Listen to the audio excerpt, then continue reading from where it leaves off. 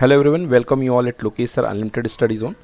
तो आज हमें पढ़नी है करंट इलेक्ट्रिसिटी, हमारा टॉपिक चल रहा था और इसमें अब हम बढ़ रहे हैं इंस्ट्रूमेंट्स की तरफ, मतलब डिवाइसेस, इंस्ट्रूमेंट्स कह लीजिए, जिन अप्लायंसेस का यूज़ हम, जिन इंस्ट्रूमेंट्स का यूज़ जो होते हैं इस चैप्टर के अंतर्गत करेंगे। तो अब हम वो पढ़ने जा रहे हैं। तो हमारा क्वेश्चन है derive the principle of Wheatstone bridge और किरचॉफ बाई किरचॉफ्स लॉ। तो हमें व्हीट स्टोन ब्रिज का प्रिंसिपल डिराइव करना है। तो पहले तो ये समझो कि यार ये व्हीट स्टोन ब्रिज होता क्या है। तो व्हीट स्टोन ब्रिज जो होती है एक टेक्निक होती है, एक जुगाड़ होती है। ओके, ये और इस जुगाड़ का यूज़ करके आप अननोन रेजिस्टेंस निकाल सकते हो। तो ये एक टेक्निक है। ओके, और एक इस टेक्निक पर बेस्ड एक कहना चाहिए एक इंस्ट्रूमेंट तैयार किया जाता है जिसको बोलते हैं अपन मीटर ब्रिज। क्या बोलते हैं? हाँ, तो वो इसी टेक्निक पर डेडिकेटेड एक इंस्ट्रूमेंट होता है जिसका यूज़ हम बहुत ही फ्रिक्वेंटली क्या फाइंड करने के लिए करते हैं, रेजिस्टेंस फाइंड करने के लिए किया करते हैं। जैसे फॉर एग्जांपल मैंने आपको हाथ में एक तार दे दिया, मैंने कहा ले बेटा ये तार और जाओ इसका रेजिस्टेंस निकाल करके लेके आओगे। तो आपको क्या यूज़ करना पड़ेगा इसके लिए? मीटर ब्रिज यूज़ करना पड़ेगा। और मीटर ब्रिज की जो टेक्नोलॉजी है वो इस पर बेस्ड है, किरचॉफ्स लॉ पे। माफ़ कीजिए, किरचॉफ्स लॉ नहीं, व्हीट स्टोन ब्रिज पे। ओके, अगला क्वेश्चन पढ़ते हैं। और में क्या आ सकता है? Explain the principle of working principle of Wheatstone bridge and obtain the expression for the balance condition of Kirchhoff's law. Balance condition bye Kirchhoff's law. तो ये जो नया टर्म आया आपके सामने, बैलेंस कंडीशन। तो अब इस कंडीशन को हम डिराइव करवाएंगे। अभी बैलेंस कंडीशन में ही आप इसका काम ले सकते हो, इस टेक्निक का काम आप बैलेंस कंडीशन में ही ले सकते हो। आइए जानते हैं principal of Wheatstone bridge क्या हुआ करता है। तो दोस्तों इसमें क्या होता है, इसको ब्रिज क्यों कहते हैं? क्योंकि इसमें एक्चुअली 4 रेजिस्टेंसेस हुआ करते हैं जो इस तरीके से आपके जुड़े रहते हैं। मान लीजिए ये पॉइंट ए है, ये पॉइंट बी है, ये पॉइंट सी है और ये पॉइंट डी है। 4 रेजिस्टेंसेस इस फॉर्म में जुड़े रहते हैं, इस फॉर्म में। तो ये पहला रेजिस्टेंस जोड़ दिया है ना, और ये दूसरा आपने रेजिस्टेंस जोड़ दिया, ये यहाँ पे आपने तीसरा रेजिस्टेंस जोड़ दिया और ये चौथा रेजिस्टेंस आपने जोड़ दिया। तो ये ब्रिज स्ट्रक्चर बन गया, एक ब्रिज टाइप का स्ट्रक्चर बन गया, इसलिए इसको बोलते हैं bridge structure, wheat stone bridge. और इसकी टेक्नोलॉजी व्हीट स्टोन ने दी थी, इसलिए व्हीट स्टोन ब्रिज उनके नाम के आधार पे पड़ गया। अब भाई क्या करते हैं, बैटरी लगानी। तो बैटरी लगानी है तो आप ए और सी के अक्रॉस क्या लगा दो, बैटरी लगा दो। प्लग लगाना हो प्लग लगा दो, जो भी है आप इसको कनेक्ट कर दो। समझ गए? और हम यहाँ से लेके यहाँ के बीच में एक डिवाइस लगाते हैं जिसका नाम है गैल्वेनोमीटर। क्या लगाते हैं जी? गैल्वेनोमीटर। तो यहाँ से लेके यहाँ के बीच में एक डिवाइस लगाते हैं जिसको गैल्वेनोमीटर बोलते हैं। तो गैल्वेनोमीटर अपने मैग्नेटिक इफेक्ट में पढ़ा था। गैल्वेनोमीटर क्या करता? करंट की प्रेजेंस को बताता है। क्या बताता? करंट की प्रेजेंस को। ओके, तो बैलेंस कंडीशन लाने का मतलब क्या है? तो मैं शॉर्ट में बता देता हूँ। बैलेंस कंडीशन का मतलब है ऐसी कंडीशन लेकर के आओ, रेजिस्टेंसेस के ऐसे जोड़े बना दो, ऐसे जोड़े बना दो कि इस पॉइंट का पोटेंशियल, वी पॉइंट का पोटेंशियल और डी पॉइंट का पोटेंशियल इक्वल आ जाए। और आपको पता है कि इक्वल पोटेंशियल के बीच में कभी करंट फ्लो नहीं होती है। जैसे इक्वल लेवल ऑफ वाटर होता है तो पानी फ्लो नहीं होता है, उसी तरीके से इक्वल पोटेंशियल में कभी करंट फ्लो नहीं होती है। तो भाई अपन को यही टेक्निक लेकर के आना है कि हमें V B equal to V D लाना है, इस्टेब्लिश करना है। अगर V B equal to V D आ जाता है मतलब करंट फ्लो नहीं होगी, और वो कंडीशन कहलाएगी बच्चों बैलेंस्ड कंडीशन। क्या कहलाएगी? बैलेंस्ड कंडीशन कहलाएगी। ओके, तो बैलेंस कंडीशन में हमको इसकी एनालिसिस करनी है। तो पहले अपन नॉर्मल कंडीशन लेते हैं, उसके बाद बैलेंस कंडीशन के लिए हम इसको बना लेंगे। चलो आओ करते हैं काम। यस, तो ले लीजिए principle of Wheatstone bridge. 4 resistances P Q R S are connected to form a quadrilateral A B C D. इसमें पी क्यू और आर एस 4 रेजिस्टेंसेस होते हैं जिनको quadrilateral A B C D के लिए। तो ये टर्मिनल ए ले लीजिए, ये बी ले लीजिए, ये सी ले लीजिए और ये डी ले लीजिए। ए से बी के बीच में पी ओम लगा दीजिए, बी से सी के बीच में क्यू, यहाँ पे आर और यहाँ पे एस लगा दिया, बीच में galvanometer. Okay, and outside A और सी के बीच में क्या लगा दिए? बैटरी। ओके जी, okay. A cell E is connected across the diagonal A C. A से सी के बीच में जो है आप बैटरी लगा दीजिए, और बी से लेके डी के बीच में and galvanometer across the B D. When the current is flow through the circuit and galvanometer does not give any deflection, then the bridge is said to be balanced. अगर circuit से current जाएगी, circuit से current गई और ये galvanometer कोई भी deflection ना दे, अगर डिफ्लेक्शन दे तो ब्रिज अनबैलेंस है, और अगर डिफ्लेक्शन ना दे बिल्कुल, इसका मतलब ब्रिज बैलेंस है। और ब्रिज बैलेंस कब हुआ होगा? जब यहाँ का पोटेंशियल और यहाँ का पोटेंशियल क्या हो गया? इक्वल हो गया होगा। तो हमें यही बैलेंस कंडीशन अब डिराइव करनी है। और उस बैलेंस कंडीशन में देखिए क्या कंडीशन बनती है कि एडजेसेंट रेजिस्टेंसेस का रेशियो इक्वल होता है, यानी P upon Q equal to R upon S। Balance condition में यहाँ बटे यहाँ इक्वल टू यहाँ बटे यहाँ, एडजेसेंट या ऐसे ले लें P upon R equal to Q upon S। तो कोई भी दो लगातार branches P upon Q equal to R upon S, ये देख लीजिए P upon Q equal to R upon S, ये बैलेंस कंडीशन में ये फॉर्मूला इस्टेब्लिश होता है। और इसी को हम कहते हैं this is the principle of the Wheatstone bridge. ठीक है ना। अब इसके फायदे क्या हैं? अगर आपको मैं कोई भी तीन रेजिस्टेंस ये दे दूं, ये दे दूं, ये दे दूं, तो चौथा तो आप अननोन वाला निकाल सकते हो कि नहीं निकाल सकते हो? तो चौथा अननोन आप पता कर सकते हैं। ठीक है ना। चलिए अब आइए इसका डेरिवेशन करते हैं। अब इसका डेरिवेशन अपन करते हैं। चलिए यहाँ से देखिए, इसको करंट जाने दीजिए। सबसे पहले करंट यहाँ से गई कितनी? I। अब करंट I जो है यहाँ जाके बढ़ गई I1 और I2 में, I1 और I2। अब I1 चली चली चली, I1 में से यहाँ निकल गई IG। क्या निकल गई? IG। तो यहाँ कितनी जाएगी? I1 माइनस IG जाएगी कि नहीं जाएगी?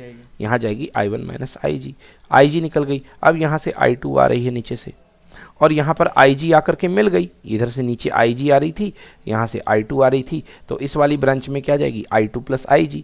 मतलब इस ब्रांच में जाने वाली जो करंट है वो है I2 प्लस IG, और इस वाली ब्रांच में आने वाली करंट क्या है? I1 minus IG। यस और नो?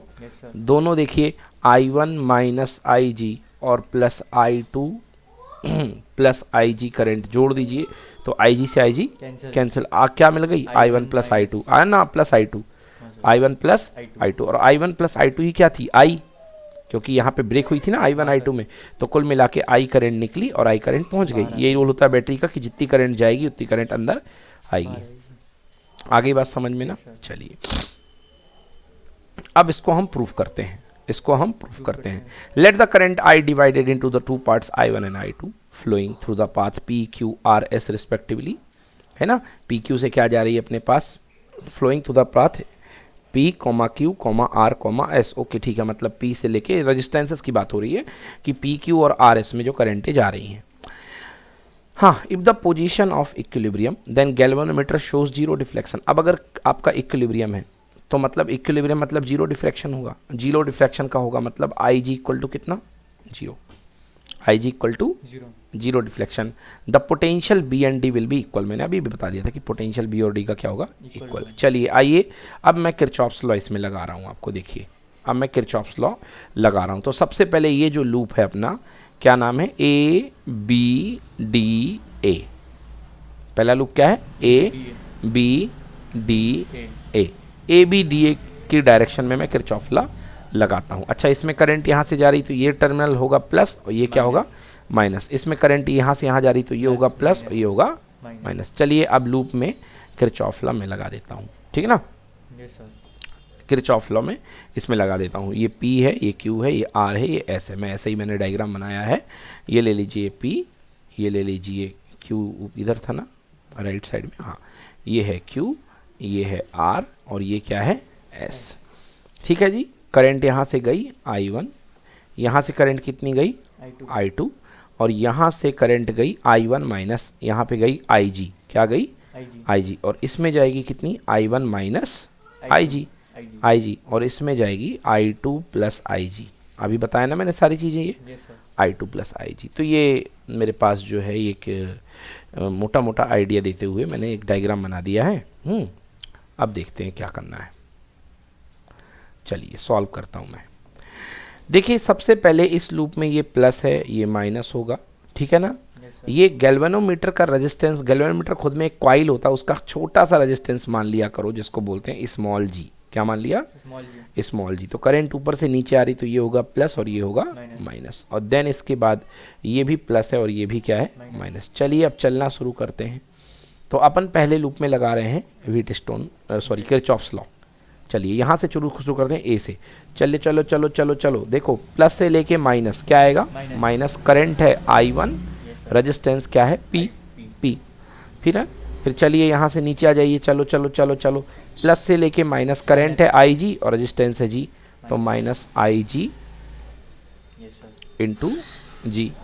देन आ जाइए, चलो चलो ये तो रेजिस्टेंस हो गया, चलो चलो चलो। अब देखो ये प्लस से लेके माइनस से बटापन जा रहे हैं, माइनस से लेके प्लस, तो क्या यूज़ होगा, प्लस। करंट का नाम है I2, resistance R, plus I2 into R equal to कितना, 0। ठीक है, I2R इक्वल टू 0। इसका नंबर 1 दे दीजिए, या कुछ भी ना दे तो भी चलेगा। अब अपन जानते हैं कि बैलेंस कंडीशन जो होती है, बैलेंस कंडीशन में गैल्वेनोमीटर करंट कितनी लेनी है अपन को, 0। तो इसमें बैलेंस 0 पुट करिए, IG के जगह 0 लेंगे तो ये टर्म तो पूरा का पूरा 0 हो जाएगा। तो केवल क्या बचेगा, I1P plus I2R equal to 0, यानी I1P minus equal to I2R, उधर जाएगा तो क्या हो जाएगा, minus I2 into R, minus से माइनस कैंसिल। तो ये बन गया अपने पास एक relation I1P equal to I2R। इसको A नंबर दे दीजिए आप और संभाल के रख लीजिए, I1P इक्वल टू I2R। समझ में आया? तो यही इसमें भी आया हुआ है, I1P इक्वल टू I2R। ठीक है ना। अब आ जाइए दूसरे मैश में, दूसरा जो लूप है उसमें आ जाते हैं। ये देखिए कहाँ है दूसरा लूप, ये बना हुआ है दूसरा लूप ऊपर, एक सेकेंड रुकिएगा, हाँ ये है दूसरा लूप। ठीक है ना। दूसरे लूप में भी अपन को यही किरचॉफ लॉ लगाना है। ठीक है ना। तो यहाँ से मैं चलना शुरू करता हूँ, ये प्लस है, ये माइनस है ना। ये देखिए करंट यहाँ से आ रही थी इसमें नीचे से, तो ये प्लस था और ये माइनस था। ठीक है ना। इसका नाम Q है, इसका नाम क्या है, S। ठीक है ना। चलिए, तो मैं थोड़ी सी यहाँ पे इसको लगाता हूँ जगह बना करके, ये लीजिए। तो मैंने किरचॉफ्स लॉ लगाने की मन में रखी है, चलो किरचॉफ्स लॉ लगाता हूँ। तो चलो चलो चलो चलो, प्लस से लेके माइनस क्या आएगा जी, माइनस करंट का नाम I1 माइनस IG। चलो चलो देखो, ये माइनस से लेके प्लस, तो प्लस आएगा, प्लस I2 प्लस IG। मैं भूल गया रेजिस्टेंस लिखना, यहाँ पे Q भी आएगा, multiply by Q। Current into volt, current into resistance equal to voltage होता है ना, यहाँ पे मल्टीप्लाई बाई S। चलो चलो ऊपर चलो, माइनस से लेके प्लस, यानी कि plus IG into G equal to कितना, 0। चलिए अब बैलेंस कंडीशन लाने के लिए IG की वैल्यू 0 पुट कर देते हैं। तो IG की वैल्यू 0 पुट करेंगे तो ये केवल बचेगा माइनस I1Q, क्योंकि IG तो 0 हो गया, है ना जी। इसमें कितना बचेगा, प्लस I2S इक्वल टू कितना, 0 हो गया। तो I1Q इक्वल टू माइनस का उधर जाएगा तो बन जाएगा माइनस I2S, माइनस से माइनस कैंसिल, क्या आ गया, I1Q इक्वल टू I2S। तो इसको मैं सबसे नीचे लिख देता हूँ, I1Q इक्वल्स टू I2S। इसे दे दीजिए नंबर 2 या नंबर B, और कुछ नहीं करना, आपको दोनों को डिवाइड कर देना है। तो देखिए डिवाइड करेंगे तो I1P equal to I2R, and यहाँ पे डिवाइड करने में आया Q equal to I2S। I1 से I1 कैंसिल, I2 से I2 कैंसिल, आंसर आ गया P upon Q equal to R upon S। यही है आपका व्हीटस्टोन ब्रिज प्रिंसिपल। ठीक है ना। तो बस ये अपने पास दूसरा रिलेशन आ गया, P upon Q equal to R upon S। This is the Wheatstone bridge principle of balance. Clear हो गया? ओके। ठीक है। थोड़ी देर में इसी पर बेस्ड एक डिवाइस होती है जिसका नाम होता है मीटर ब्रिज। क्या नाम होता है दोस्तों? Metre bridge. तो वो भी हम पढ़ेंगे, वो बिल्कुल ये इसी के जैसी है। तो व्हीटस्टोन ब्रिज प्रिंसिपल बहुत ज़्यादा इंपॉर्टेंट है, वेरी वेरी इंपॉर्टेंट। इसको प्लीज़ आप लोग कर लीजिएगा। ठीक है बच्चों। चलिए अब आगे बात करते हैं पोटेंशियोमीटर। आ गया है टॉपिक पोटेंशियोमीटर। भाई पोटेंशियोमीटर क्या होता है ना। तो अब हम पढ़ने वाले हैं पोटेंशियोमीटर।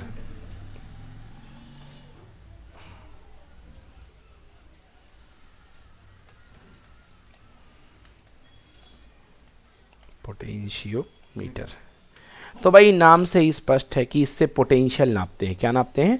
पोटेंशियल, या किसी भी पॉइंट का एग्जैक्ट पोटेंशियल क्या है ना, उसको हम नाप करके इसको बताएंगे पोटेंशियोमीटर से। ठीक है ना। पोटेंशियोमीटर जो है, जैसे कि वोल्ट मीटर का यूज़ वोल्टेज नापने के लिए होता रहा है ना, तो ऐसे ही वोल्ट मीटर भी यही काम करता है, वोल्टेज नापने का, क्योंकि पोटेंशियल को ही हम वोल्टेज बोलते हैं। पोटेंशियोमीटर का भी यही काम है। फिर फ़र्क क्या हुआ दोनों में बेटा? देखिए फ़र्क ये हुआ कि पोटेंशियोमीटर जो काम करता है वो काम करता है जीरो डिफ्लेक्शन मेथड पर या नल डिफ्लेक्शन मेथड पर। किस पर? Null deflection method. हाँ, ये नल डिफ्लेक्शन मेथड पर काम करता है या बैलेंस कंडीशन पर काम करता है, बैलेंस कंडीशन पर काम करता है। तो बैलेंस कंडीशन पर काम करने वाली जो डिवाइसेस होती हैं वो किसी भी प्रकार की एनर्जी सर्किट से नहीं लेती हैं, सर्किट से किसी प्रकार की एनर्जी नहीं लेती हैं, बैलेंस कंडीशन में काम करने वाली डिवाइस। इसलिए ये जो होता है पोटेंशियोमीटर जो होता है वोल्ट मीटर से ज़्यादा अच्छा होता है, जबकि जो वोल्ट मीटर हुआ करता है वो खुद उसी सर्किट से करंट लेकर के चलता है जिसमें वो लगा हुआ है, तो ये इससे एनर्जी ड्रॉ करता है। बट अगर आप पोटेंशियोमीटर लगाएंगे तो वो कोई एनर्जी ड्रॉ नहीं करता है, इसलिए पोटेंशियोमीटर जो होता है वो ज़्यादा बेटर हुआ करता है। क्लियर हो गया? चलिए, तो चलिए जी पोटेंशियोमीटर की बात कर लेते हैं। Explain the principle of potentiometer. Principle बताते हैं कि पोटेंशियोमीटर का प्रिंसिपल क्या है। चलिए सरल भाषा में पहले मैं आपको समझा देता हूँ कि इसका डायग्राम भी दिखाना पड़ेगा। चलिए डायग्राम इसका दिखाता हूँ मैं। Let A B is the wire,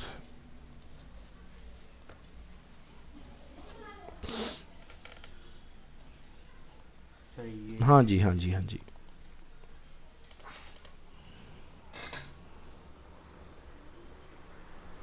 okay.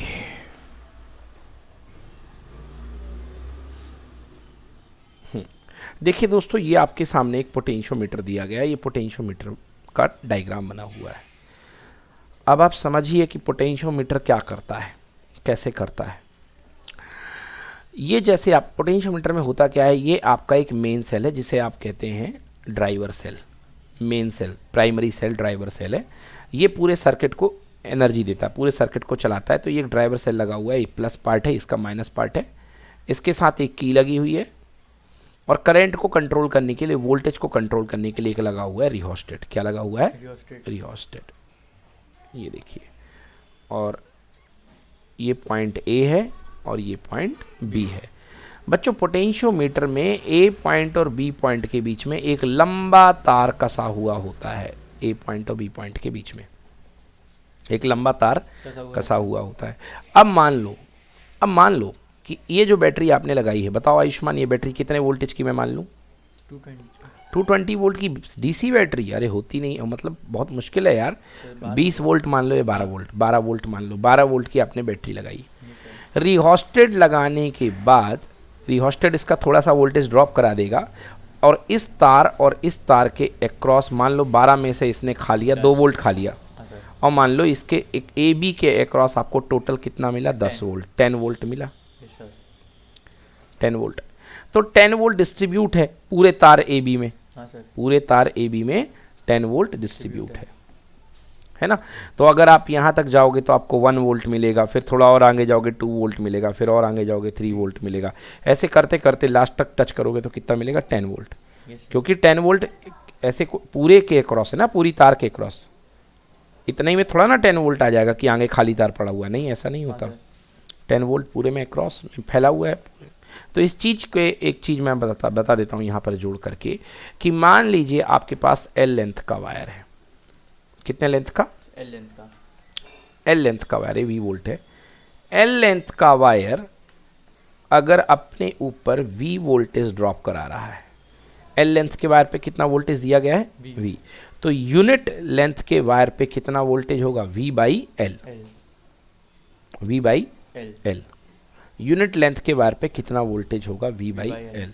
तो ये जो चीज़ कहलाती है पर यूनिट लेंथ पे कितना वोल्टेज संभाले हुए है वायर, पर यूनिट लेंथ पे कितना वोल्टेज संभाले हुए है, इसको बोलते हैं अपन क्या? इसको बोलते हैं पोटेंशियल ग्रेडियंट। ग्रेडियंट समझ में आया? इसको बोलते हैं अपन potential gradient, V by L या ई बाई एल, क्योंकि ई एम एफ ई लगा दिया। कुछ लोग वी बाई एल बोलते हैं, कुछ लोग वी बाई एल बोलते हैं। सो इसको रो से डिनोट करते हैं दोस्तों। तो रो इज इक्वल्स टू हो गया V by L, potential per unit length, जो voltage per unit length, this is called potential gradient.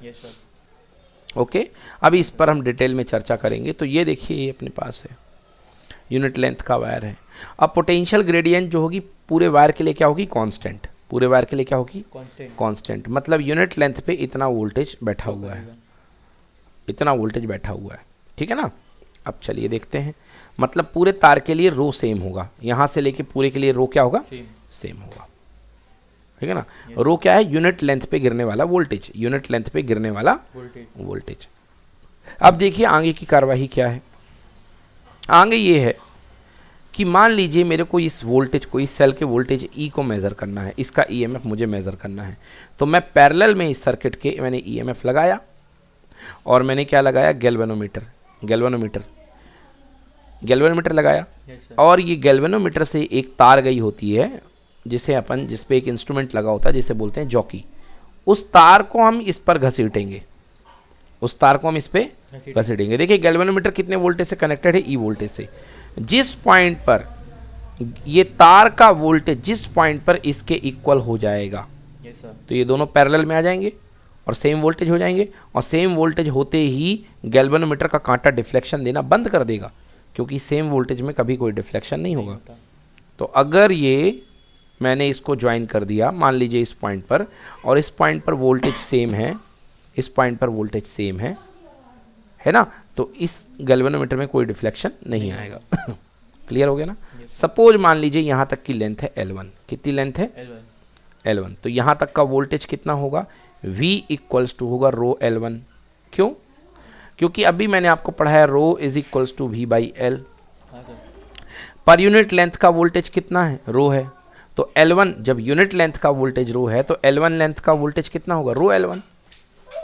मतलब ये जो E है यहाँ पे, ये किसके इक्वल हो जाएगा, रो L1 के। तो फिलहाल यहाँ पे L ले लिया अपन ने AJ को, तो इसको रो L से बोल रहे हैं, L1 लेंगे तो रो L2, तो अपने पास आ जाएगा E is equals to rho L1। Clear हो गया। तो रो पता है, L1 भी पता चल गया, मल्टीप्लाई कर दिया, आंसर आ गया रो L1 के साथ, हमने पोटेंशियल फाइंड कर लिया, इस सेल का ईएमएफ फाइंड हो गया। क्लियर हुआ। तो पोटेंशियोमीटर का पहला यूज क्या है, किसी सेल का ईएमएफ फाइंड करने में, ठीक है ना, सेल का ईएमएफ फाइंड करना। दूसरा यूज भी देख लीजिए, दूसरा यूज ये है कि आपने पहला सेल लगाया, थोड़ा अलग से बता देता हूँ, आपने पहला सेल लगाया, उसका ईएमएफ आ गया E1 equal to rho L1। अब आपने यहाँ पे पहला सेल हटा करके दूसरा सेल लगा दिया, उसका ईएमएफ कुछ अलग होगा, E2 इक्वल टू, उसकी बैलेंस लेंथ भी अलग आएगी रो L2। अब आपको यदि कंपेयर करना है तो क्या कर दो, दोनों को डिवाइड कर दो, तो ये हो गया comparison between two cells, comparison of EMF between two cells, यानी E1 upon E2 equal to L1 upon L2। आ गया जी समझ, E1 upon E2 is equals to L1 upon L2। ठीक है, ओके। तो ये है, इस तरीके से पोटेंशियोमीटर काम करता है, इस तरीके से पोटेंशियोमीटर काम करता है। ठीक, अब पोटेंशियोमीटर का प्रिंसिपल मैं आपको बता देता हूं, अभी तो नहीं पूछा गया है, फिर भी मैं प्रिंसिपल आपको बता देता हूं। इस क्वेश्चन के बाद कहीं ना कहीं जरूर टकराएगा कि इसका प्रिंसिपल बताइए। इसका प्रिंसिपल क्या होता है, इसका प्रिंसिपल होता है V प्रोपोर्शनल टू L। अब वो कैसे होता है, देखिए V प्रोपोर्शनल टू L, मतलब जितनी लंबी तार लोगे उतना ज़्यादा पोटेंशियल गिरेगा। और इस चीज़ को आपने देखा ऊपर, आप छोटा सा लेंथ लोगे, यहाँ तक लोगे, हल्का सा पोटेंशियल गिरेगा बैटरी से। भाई मानता हूँ बैटरी आपकी 12 वोल्ट की है, बट 12 वोल्ट कहाँ तक गिरेगा यार, पूरे में गिरेगा ना। हाँ सर, बोलो, पूरे में गिरेगा। इस छोटे से में आपका होगा 1-2 वोल्ट 3 वोल्ट, लेंथ बढ़ाते जाओ, पोटेंशियल ड्रॉप भी क्या होता जाएगा, बढ़ता जाएगा। बोलिए यस और नो। अब इसको अपन प्रूफ करके दिखा देते हैं। ओम्स लॉ से हमने पढ़ा था कि V इक्वल्स टू होता है RI। बोलो यस सर, ठीक है ना, V equals to RI। V equals to R की जगह rho L upon A multiplied by I। Clear है। रो किस पे डिपेंड करता है, मटेरियल पे, कांस्टेंट है। एरिया ऑफ क्रॉस सेक्शन तार का कांस्टेंट है। I करंट भी कांस्टेंट है भाई, सीधा पाथ है, केवल बदल कौन सकता है, L, लेंथ बदल सकती है, क्योंकि जितनी दूर आप उसको टच करोगे वहां तक की लेंथ मानी जाएगी। सो V प्रोपोर्शनल टू क्या हो गया, L। यस, यही है प्रिंसिपल ऑफ पोटेंशियोमीटर, कि ड्रॉप होने वाला वोल्टेज आपकी लेंथ ऑफ कंसिडरेशन के इक्वल प्रोपोर्शनल होता है, जितनी बढ़ाएंगे लेंथ उतना बढ़ेगा वोल्टेज। क्लियर हो गया। चलिए, तो अब पूरे तरीके से इसको अपन पढ़ सकते हैं। ये देख लीजिए, तो कैसे कैलकुलेट करते हैं, E is equals to rho L। ये तो बता दिया ना मैंने कि यूनिट, अगर मान लीजिए L लेंथ पे आपकी जॉकी आके बैलेंस हो गई है तो E is equals to rho L। ठीक है ना। सवाल उठता है ये सही रीडिंग क्यों देगा, क्योंकि ये जीरो करंट ले रहा है, इस समय करंट ले नहीं रहा, तभी तो इस पर जीरो है। तो ये बैलेंस कंडीशन पर आधारित है, ये बैलेंस कंडीशन पर है, इसलिए एकदम सही रीडिंग देता है। चलिए इसको अब रीड कर लेते हैं। Let A B is the wire of the potentiometer of length capital L. A is the storage cell. A क्या है बेटा? स्टोरेज सेल है। ए जो है स्टोरेज सेल है। ए नहीं, इसका नाम सी देना था, आई थिंक सी होना चाहिए, है ना? हाँ, a storage cell C, sorry सही सी ही है। एक स्टोरेज सेल क्या है? सी। मैं इसको ड्राइवर सेल भी बोलता हूँ क्योंकि पूरे सर्किट को यही ड्राइव करता है। तो आपका नाम कहीं पर इसका कहीं ड्राइवर सेल मिल जाएगा। की के लगी हुई है और एक रिहोस्टेट लगा है connected in series with the resistance wire. Wire जो लगी हुई नीचे है ना। When key K is inserted, the current start flowing through the circuit and a potential difference established between A and B that is equal to V. V. तो L length पे कितना voltage मिल रहा है? V. तो unit length पे कितना voltage मिलेगा? V by L। Unit length पे मिलने वाले वोल्टेज को क्या बोलते हैं? Potential gradient. तो potential gradient rho equals to कितना हो गया? V by rho equals to V by L। Clear हो गया? क्योंकि ये पूरा का जो पूरा है ये V वोल्टेज दे रहा है, ये जो सी लगा हुआ है सेल है ना, ये लेंथ पे दे रहा है पूरा। चलो आगे देखते हैं। Now the positive terminal of the experimental cell, ये जो लगा हुआ है एक्सपेरिमेंटल सेल है जिसको अपन को चेक करना है। इसका पॉजिटिव टर्मिनल ए से कनेक्ट कीजिए और इसका नेगेटिव टर्मिनल जो है वो कनेक्ट कीजिए। इसका नेगेटिव टर्मिनल को एक जॉकी लगाइए और जॉकी पहले गैल्वेनोमीटर लगाइए, गैल्वेनोमीटर में जॉकी फिट कीजिए और उसको फिर उस तार के ऊपर मूव कीजिए। पढ़ देता हूँ। Now the positive terminal of the experimental cell is connected to capital A and negative of the galvanometer is connected to the jockey.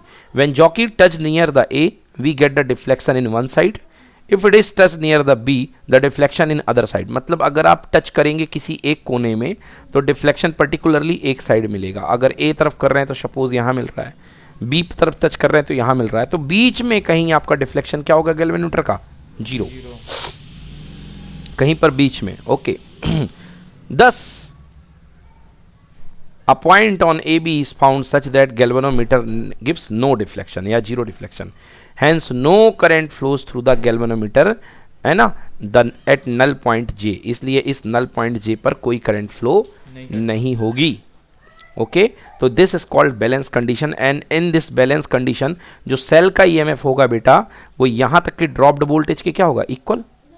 और यहाँ तक का ड्रॉप्ड वोल्टेज कितना हो जाएगा? अगर ये लेंथ L है rho L, so E is equals to rho L. Clear हो गया? बन जाएगा? यस। तो this is the principle of the galvanometer. Done? Any problem? तो ये है भाई प्रिंसिपल ऑफ गैल्वेनोमीटर, माफ कीजिएगा पोटेंशियोमीटर, है ना। इस तरीके से पोटेंशियोमीटर काम करता है।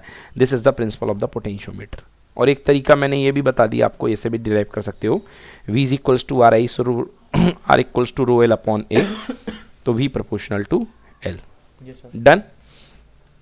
चलिए, so this is over, this slide is done.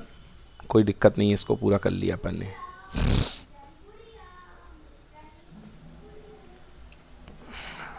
Okay, चलिए नेक्स्ट बात करते हैं। क्वेश्चन नंबर 33 आ गया। On what factor the resistance of the wire of the conductor depends specific and define specific resistance and right its unit. पहले करा चुका हूं मैं आपको। On what factor the resistance of the conductor depends and how. चलो revision हो जाएगा भाई। नंबर 1 लेंथ के प्रोपोर्शनल होता है। The resistance of the conductor is directly proportional to the length of the conductor, R proportional to L. Area of the cross section की बात करी जाए तो the resistance of the conductor is inversely proportional to the area of cross section. दोनों temperature की बात करते हैं तो टेम्परेचर में इतना जान लीजिए कि अगर आप टेम्परेचर बढ़ाते हैं तो रेजिस्टेंस बढ़ता है। टेम्परेचर बढ़ाते हैं तो रेजिस्टेंस बढ़ता है। क्यों? क्योंकि टेम्परेचर बढ़ाने से रजिस्टिविटी बढ़ती है। क्या बढ़ती है? रजिस्टिविटी। ठीक है ना। टेम्परेचर बढ़ाने से रजिस्टिविटी भी बढ़ा करती है, इसलिए टेम्परेचर बढ़ाने से रेजिस्टेंस भी बढ़ेगा। ठीक है ना। तो increase in temperature increase in the resistance, ये तीसरी बात हो गई। अब रिलेशन नंबर 1 और 2 को कंबाइन कर लो तो R proportional to L by A, R equals to rho L by A, R equals to rho L by A. Rho is the constant called specific resistance of the material of the conductor. We have R equals to rho L by A. Now define करने की बात आ गई। L को 1 ले लो, area को भी 1 ले लो। सो अगर दोनों को 1 लेते हो तो R equals to कितना हो गया? रो हो गया। मतलब स्पेसिफिक रेजिस्टेंस की उस वैल्यू के इक्वल होता है, उस तार का रेजिस्टेंस होता है जिसकी लेंथ 1 मीटर हो और एरिया 1 मीटर स्क्वायर हो। Thus the specific resistance of a material is defined as the resistance of the unit length and unit area cross section of that material. Material याद रखना, specific resistance material की property है। Unit की बात कर ली जाए तो भाई R equals to rho L upon A, तो रो इक्वल्स टू क्या होगा R A by L. Yes sir. तो R की unit ohm, ohm, area metre square upon metre, तो ohm metre square upon metre that is equal two ohm metre, ऐसे लिखते हैं। Done? Yes sir. Any problem? No sir. चलिए, तो ये हो गई बात।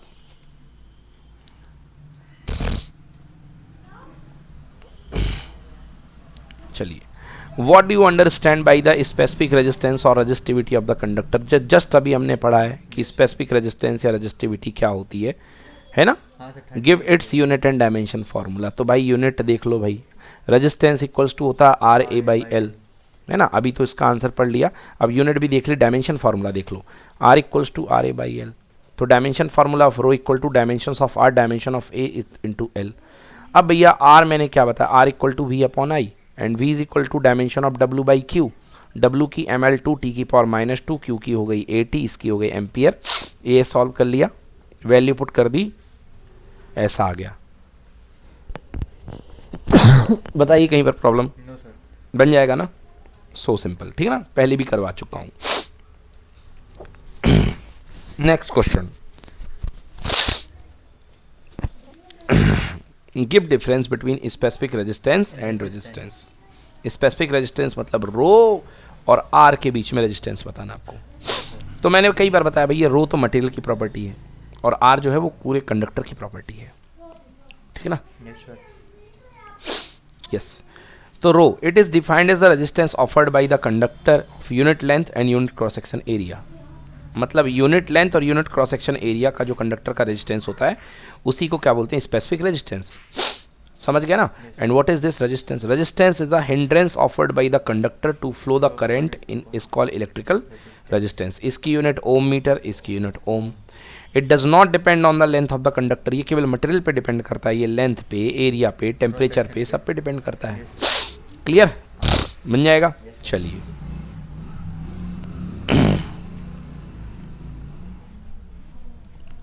चलिए अब नेक्स्ट क्वेश्चन है, यहाँ पे न्यूमेरिकल दिया हुआ है, हाँ सर। एक न्यूमेरिकल है, इसमें आगे होगा।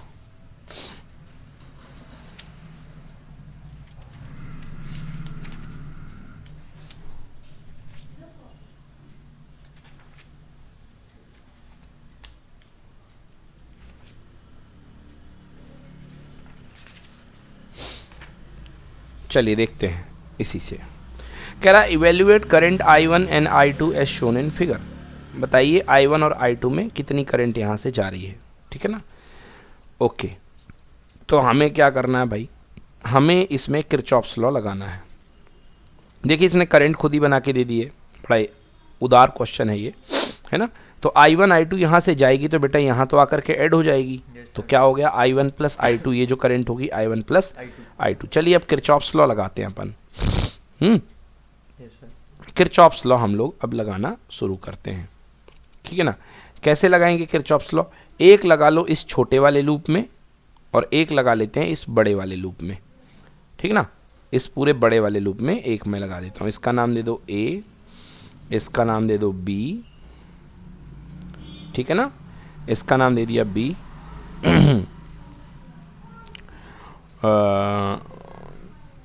इसका नाम C, इसका नाम D, इसका नाम E, इसका नाम F, ठीक है ना। अब इन लोगों ने, अच्छा नेमिंग तो ये दे रखी है, सॉरी, तो मेरे को नेमिंग की भी ज़रूरत नहीं है, नहीं तो मेरी नेमिंग अलग होगी, आपकी नेमिंग अलग होगी तो कन्फ्यूज़न हो जाएगा। चलिए ये नेमिंग है A B C D B E F, ये दे दिया। तो सबसे पहले मैं इस लूप में किरचॉफ्स लॉ लगाता हूँ। तो देखो बेटा करंट आ रही है, तो ये क्या होगा प्लस, ये क्या होगा माइनस, ये होगा प्लस, ये होगा माइनस, और ये दोनों करंट आकर के यहाँ से भिड़ जाएंगी, तो ये होगा प्लस, ये होगा माइनस, ठीक है। चलिए पहला लूप इसमें लगाता हूँ मैं, पहला लूप, ये बहुत छोटा सा किरचॉफ लॉ इसमें लगेगा। चलो चलते हैं, चलो चलो चलो चलो चलो चलो। I2 करंट है, रेजिस्टेंस 6, प्लस से लेके माइनस, क्या आएगा माइनस, तो -6I2, ये देखो आ गया -6I2। चलो चलो चलो, माइनस से लेके प्लस, +2, और करंट I1 है तो +2I1 इक्वल टू कितना हो गया 0, तो +2I1 -6i2 equal to 0। Yes sir. तो 2i1 इक्वल टू कितना हो गया 6i2, 2 से कैंसिल हो गया 3 बार, तो i1 is equal to 3i2। ये आ गया पहला। अब चलिए इस वाले लूप में आ जाओ, बड़ा वाला लूप। कौन सा, यहाँ से ले करके पूरा जो है आप जो है ये घूम लो, पूरा ऐसा बड़ा वाला लूप यहाँ से घूमना। चलिए चलते हैं ठीक है ना। ये कितना था बेटा 2 ओम था, ठीक है ना, ये 2 ओम था, ठीक ना। Yes, तो sir. 2, चलिए इसमें अब घूमना शुरू करते हैं, चलते हैं। चलिए चलिए चलिए चलिए चलिए, प्लस से लेके माइनस, तो -2i1, -2i1। तो चलो मैं इसको लिख देता हूँ -2i1, प्लस से लेके माइनस, तो ये हो गया -2i1। चलिए यहाँ से ये प्लस है, ये माइनस है, तो माइनस का 1 और ब्रैकेट में करंट क्या i1 प्लस i2, ठीक है जी, Yes, sir. -i1 plus i2। फिर चलते हैं, ये माइनस है ये प्लस है, मतलब +10 इक्वल टू कितना 0, कंप्लीट हो गया, यस सर। बन गया ना। हाँ सर। चलिए अब एक काम कीजिए, अब आप एक काम इसको कर सकते हैं, यदि इसको ओपन कर दूं मैं तो -2i1 ये भी हो जाएगा -i1, तो हो गया -3i1 यस सर। ऐड हो करके, और ये -i2 हो जाएगा i2, और यहाँ से 10 ले जाएंगे तो उस तरफ जाके -10, तो 3 माइनस कॉमन लेके इसका माइनस और इसका माइनस क्या हो गया कैंसिल, तो ये इक्वेशन बन गया, देख लीजिए 3i1 plus i2 equal to 10, ठीक है, yes sir. 3i1 plus i2 equal to 10। तो 2 इक्वेशन मेरे पास बन गए, एक ये बन गया नंबर 1 और एक ये बन गया नंबर 2। तो एक इक्वेशन बना है i1 इक्वल टू 3i2, ठीक है ना। तो पहला इक्वेशन मेरे पास क्या बना है i1 इक्वल टू 3i2, और दूसरा इक्वेशन मेरे पास बना है 3i1 plus i2 equal to 10, 3i1 plus i2 equal to 10। चलो तो सॉल्व करूं मैं, i1 की जगह क्या प्लेस कर दूं इस वाले में 3i2, यस सर। तो 3i1 की जगह 3i2 plus i2 equal to 10, तो 3 और 3 9i2 और एक i2 10i2, तो 10i2 इक्वल टू 10, तो i2 इज इक्वल टू कितना हो गया 1 एम्पियर, मतलब 1 एम्पियर हो गई। अब i1 निकाल लो, तो 3 इंटू 1 3i2 है ना भाई, हाँ sir. i1 equal to 3i2, यानी 3 इंटू 1, आंसर कितने ampere 3 ampere. Yes, i1 equal to 3 ampere, तो आंसर क्या आ गया, i1 जाएगा 3 एम्पियर और i2 जाएगी 1 एम्पियर, तो 3 ampere 1 ampere is the answer, ठीक है ना। तो इसमें 3 एम्पियर जाएगी और इसमें 1 एम्पियर जाएगी, क्लियर जी, ठीक है। तो यार इस तरीके से अपन इसको कर सकते हैं। ओके, तो इसमें कुछ बचा क्या, नहीं बचा, कंप्लीट पेज नंबर 72 भी डन हो गया। Okay,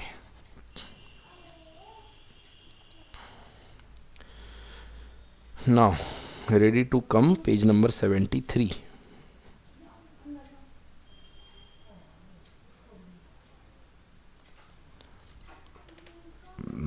okay, yes, correct answer, yes sir.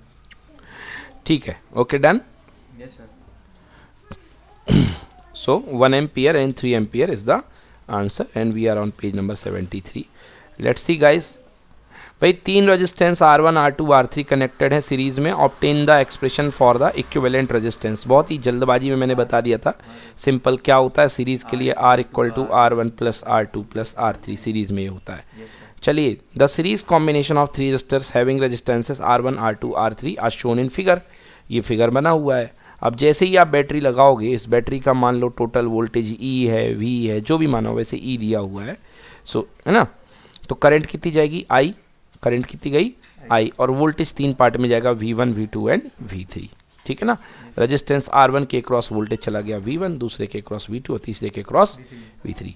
हम इसको एक इस तरीके से मान सकते हैं, मान लो इस पूरे सिस्टम का अगर रेजिस्टेंस R है, तो क्या फील करूंगा मैं कि I करंट जो है ई बैटरी की मदद से जा रही है पूरे सिस्टम आर में, यही है ना।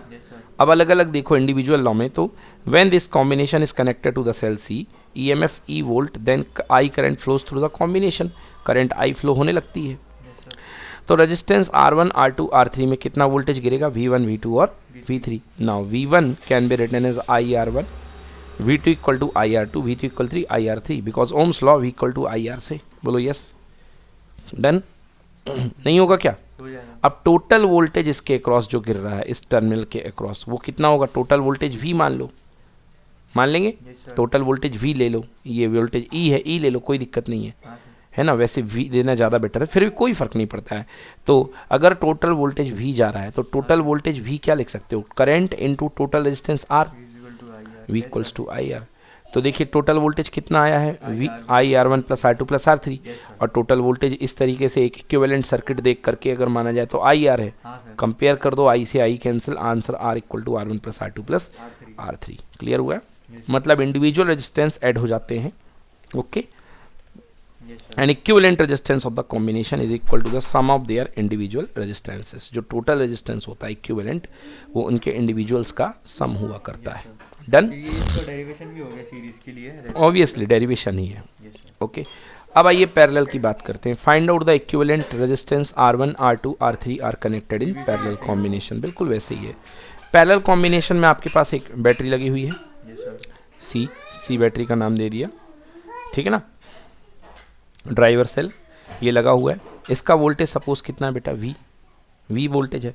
अब क्योंकि पैरेलल में कनेक्टेड है तो सबको सेम वोल्टेज मिलेगा पैरेलल में, सबको, इसको भी V मिलेगा, इसको भी V मिलेगा, इसको भी क्या मिलेगा, V। बट पैरेलल में करंट डिस्ट्रीब्यूट हो जाएगी अकॉर्डिंग टू रेटिंग्स। तो I1 चली गई यहाँ पे आ गई I2 और यहाँ पे आ गई I3, ठीक है ना। पढ़िए इसको तेज आवाज में। The resistances Resistances R1, R2 and R3 are connected in parallel as shown in the adjacent figure. As all the resistances are connected between 2 points A and B, hence potential difference between 2 points will be same for all. Let it be V. Let I be the total current. This current is divided into 3 parts at point A. R1, R2 and R3. currents are I1 I2 I3 respectively flowing then। मतलब total current I would be break in 3 part, I1 I equal to I1 plus I2 plus I3. I3। Done. तो जो total current है वो 3 part में break हो चुकी होगी। Clear है ना। Yes sir.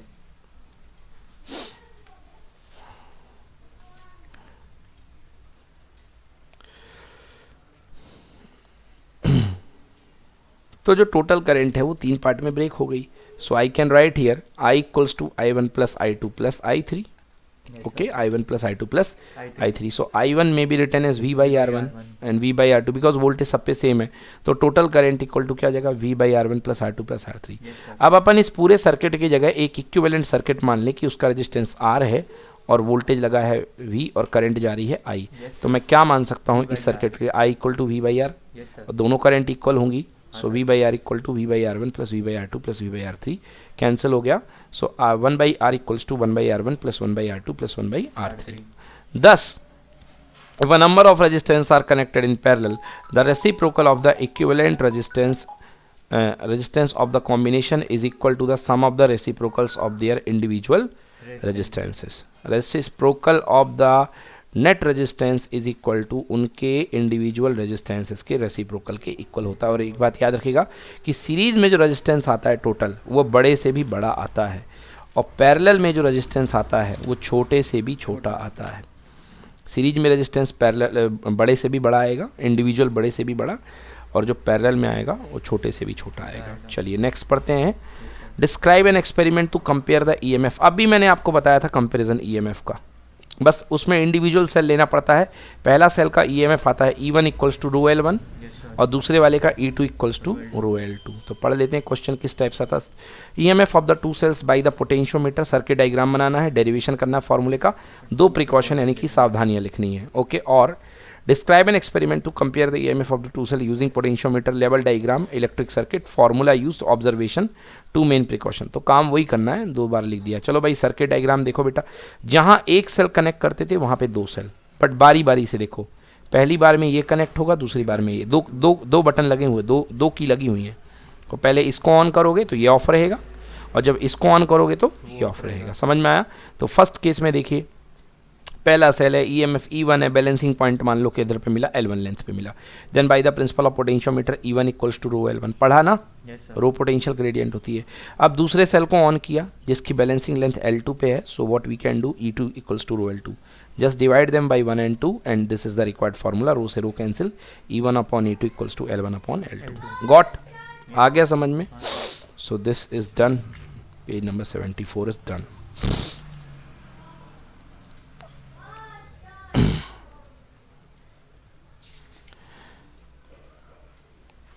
Okay, now observation table बस ऐसी है, कभी आती नहीं है, मतलब ठीक है देख लो, वही जो चीज़ें आपको चाहिए हैं। सो क्या है ऑब्जर्वेशन टेबल में, सीरियल नंबर 1 2 3 एक्सपेरिमेंट करने जाओगे लैब में तो क्या करोगे, सीरियल नंबर डालोगे। अब पहला एक्सपेरिमेंट लोगे फर्स्ट सेल के लिए बैलेंसिंग लाइन, 3 एक्सपेरिमेंट करोगे, पहली बार, दूसरी बार, तीसरी बार। फिर E2 के लिए पहली बार, दूसरी बार, तीसरी बार, और तीनों के लिए E1/E2 इक्वल टू L1/L2 निकाल लेना, बन जाएगा। तो ये बैलेंसिंग लेंथ है। प्रिकॉशंस देखिए, हम मीन लिख देते हैं इसका निकाल के। Precautions, the EMF of the lead accumulator should be greater than that of the experimental cell. भाई 2 सेल लगे हैं, एक आपका लगा हुआ है ड्राइवर सेल और एक नीचे लगा है टेस्टिंग सेल, तो इसका EMF ज़्यादा होना चाहिए, मतलब ये पूरे सर्किट को चलाएगा ना। हाँ सर। बोलो यस और नो। ये पूरे सर्किट को चलाएगा, तो इसका EMF ज़्यादा होना चाहिए, नहीं तो उल्टा ये इसको चलाने लग जाएगा। दूसरा, all the positive terminal should be connected to the same point. जितने भी पॉजिटिव टर्मिनल थे, देखो ड्राइवर सेल का प्लस, अपन के पास 3 सेल थे इस एक्सपेरिमेंट में, तो एक तो ड्राइवर सेल का प्लस था और नीचे 2 लगे हुए थे एक्सपेरिमेंटल सेल, तो इनके प्लस जो हैं वो इससे मैच करने चाहिए, मतलब इधर भी प्लस, इधर भी प्लस, इधर भी प्लस, सारे प्लस होने चाहिए एक ही तरफ। क्लियर हुआ? हाँ ये हो गया जी, ठीक है ना, क्लियर हो गया। ओके, देन नेक्स्ट क्या है, determine the internal resistance of a cell by potentiometer on the following points. अब आपको इंटरनल रेजिस्टेंस सेल का फाइंड करना है। क्या मैंने फॉर्मूला पढ़ाया था? नहीं, वो निकाला तो था, बट ये एक्सपेरिमेंटल है, बिल्कुल निकाला था। क्या फॉर्मूला लिखा था? R equals to E/V-1 into capital R, ये निकाला था, E/V-1 इंटू कैपिटल R, है ना। मतलब कुल मिला के हमें जो है क्या निकालना है, कोई सेल है, कोई सेल का E चाहिए है, उस सेल का V चाहिए है, और कैपिटल R जो है रेजिस्टेंस बॉक्स में हम लगाएंगे उससे मिल जाएगा। तो और E/V, और अपन को पता है कि E प्रोपोर्शनल टू L होता है, तो E और V हमको डायरेक्ट तो पता नहीं होंगे, बट इनकी जगह हम रख सकते हैं L1/-1 इंटू R। भाई E/V क्या है? 2 वोल्टेज का रेशियो है ना। E कब मिलता है, EMF कब मिलता है किसी सेल के लिए? जब सर्किट ओपन सर्किट हो, याद आया? जब उस सेल से कोई करंट ना ली जा रही हो, या जो काम आप अभी तक कर रहे थे। V कब मिलेगा? V तब मिलेगा यदि उस सर्किट से करंट जा रही हो, उसका रेजिस्टेंस इन्वॉल्व हो, इंटरनल रेजिस्टेंस इन्वॉल्व हो, ठीक है ना। तो हम 2 केस में करने वाले हैं, एक बार E निकालेंगे और एक बार V निकालेंगे। अब इस चीज़ को अच्छे से समझिए कि E कैसे निकलेगा, V कैसे निकलेगा, लेंथ के टर्म में निकलेगा बेटा, वही फॉर्मूले से, E प्रोपोर्शनल टू L के फॉर्मूले से, और दोनों को हम डिवाइड करेंगे। तसल्ली से समझिए इसको, देखिए यस, ये है भाई अपने पास। तो सर्किट डायग्राम के करना क्या है, बिल्कुल वही चीज़ करनी है आपको। एक मेन ड्राइवर सेल ले लेना सी, ये वायर है। अब ये वायर के अलोंग वो EMF, वो सेल जिसका आपको इंटरनल रेजिस्टेंस काउंट करना था, इसके पैरेलल में एक आप लगा दो क्या, रेजिस्टेंस बॉक्स। पैरेलल में एक लगा दी रेजिस्टेंस बॉक्स, और ये गया भैया, ये ऐसे जान दो, जान दिया, क्लियर है? ओके। अब देखिए,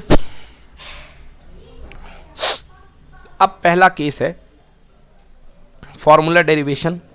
हम जानते हैं कि ये फॉर्मूला होता है R का, हमें इसी पर काम करना है।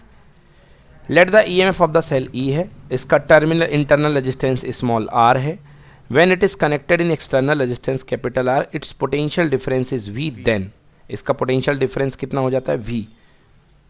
तो क्या होगा, small r equal to capital R E/V-1। ये सब हम पहले पढ़ा चुके हैं, इसलिए इस पर ज़्यादा बात नहीं करते हैं। अब प्रोसीजर यहाँ से शुरू होती है। भाई 2 केस है, एक बार आप रेजिस्टेंस बॉक्स कनेक्ट करोगे, एक बार रेजिस्टेंस कनेक्ट नहीं करोगे। अगर रेजिस्टेंस बॉक्स कनेक्ट करते हो तो इसके अक्रॉस ड्रॉप होगा, तो आपको क्या मिलेगा, V मिलेगा। और अगर रेजिस्टेंस बॉक्स कनेक्ट नहीं करते हो तब आपका कोई करंट इस सर्किट में से नहीं जाएगी, तो आपको क्या मिलेगा, E। तो पहला केस है, हम रेजिस्टेंस बॉक्स कनेक्ट नहीं करते। जब रेजिस्टेंस बॉक्स कनेक्ट नहीं करेंगे तो इस सेल से कोई करंट नहीं जाएगी, क्योंकि ये बैलेंस हो रहा है यहाँ पे। तो क्या मिलेगा, E। सपोज हमको E मिल गया कितने डिस्टेंस पे, L1 डिस्टेंस पर A से, ठीक है ना। अब R को कनेक्ट करते हैं। R को कनेक्ट करने से इस सेल से करंट जाना शुरू हो जाएगी पैरेलल में, ओके। और हमको मान लो बैलेंस पॉइंट हमारा खसक करके दूसरी पोजीशन पे आ गया, सपोज यहाँ पे L2 पे, तो हम क्या लिखेंगे, दैट टाइम हम ई नहीं लिखेंगे, दैट टाइम हम लिखेंगे वी, क्योंकि पहले ये ईएमएफ दे रहा था, बिकॉज पहले ये ओपन सर्किट था, बट अब ये क्लोज हो चुका है किसी ना किसी तरीके से, तो अब आपको ये वोल्टेज देगा, पोटेंशियल देगा। तो क्या मिलेगा, V equals to rho L2। बोलो यस और नो। ई की जगह रो L1, V की जगह रो L2, रो से रो कैंसिल, कितना आ गया, small r equal to L1 upon L2 minus 1 into capital R। Clear हुआ, ये है हमारा रिक्वायर्ड फॉर्मूला। डन, बन जाएगा, ठीक है ना। अब इसकी टेबल वगैरह बनाने को आए तो भाई इसकी टेबल बना लेना, इसकी टेबल वगैरह बनाने को आए तो टेबल बना लेना। Page number 75 done. 76 देखते हैं।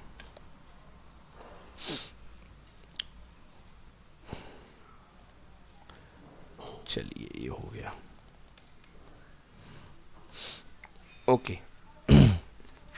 ये देखिए इसका ऑब्जर्वेशन टेबल, 3-4 एक्सपेरिमेंट करेंगे तो एक्सटर्नल रेजिस्टेंस R की ज़रूरत पड़ेगी। एक्सटर्नल रेजिस्टेंस R 2-4 ले लीजिए, जो भी है, रेजिस्टेंस बॉक्स बोलते हैं इसको। पहला डिस्टेंस नल पॉइंट E1 का, L1 का, V2 का, L2 का, और ये सॉल्व कर दीजिए और मीन निकाल करके दे दीजिए। Then procedure, the EMF of the storage cell must be greater than the experimental cell. सही बात है, जो स्टोरेज सेल या ड्राइवर सेल लगा हुआ है उसका EMF क्या होना चाहिए, ज़्यादा होना चाहिए। All the positive terminal must be connected to the single point. जितने भी पॉजिटिव टर्मिनल हैं सेल के, सबको सिंगल पॉइंट से कनेक्ट करना है, ठीक है। डन, चलिए ठीक है।